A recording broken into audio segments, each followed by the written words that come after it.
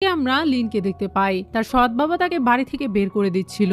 Lin একটু রেগে যায় আর তাকে বলে এই সকল সম্পত্তি আমার, তুমি আমার মায়ের অসুস্থতার সুযোগ নিয়ে তাকে বিয়ে করেছো, আর সে মারা যাওয়ার পর তুমি আবারও দ্বিতীয় বিয়ে করো এবং সেখানে তোমার একটা মেয়ে সন্তানও হয়, আর এরপরেই তুমি সমস্ত সম্পত্তি দখল করে নিয়েছো। এসব কিছু জানার পর তাদের দুজনে তো আরো বেশি রাগ বেড়ে যায়। সৎমা তো তাকে লাঠি নিয়ে মারতেও আসে। ঠিক তখনই সেখানে ড্রাগন কিং এর মা বাবা পৌঁছে যায় আর ড্রাগন রাজমাতা তার শক্তি দিয়ে তাকে আঘাত করা থেকে বাঁচিয়ে নেয়। আর তখনই তারা লোকজনকে দিয়ে দ্রুত লিনকে ঘরের ভেতরে বন্দি করে। ড্রাগন রাজমাতা বাড়ির ভেতরে চলে আসে আর তাদেরকে বলে তোমরা এসব কি করছো, তোমরা একজন অসহায় মেয়েকে এভাবে কেন মারধর করছো।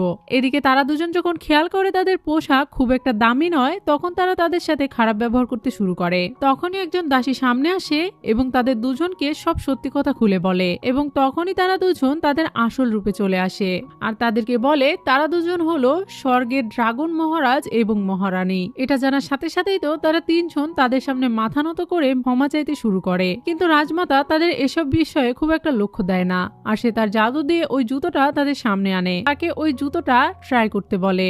জুতোটা দেখেই জিয়া বুঝতে পারে যে এটা তার বড় বোনের জুতা, তাই সে ড্রাগনের পিতা তাকে সত্যিটা বলে দেয়। তাকে বলে এই জুতোটা স্বর্গের ড্রাগন কিং এর স্ত্রী।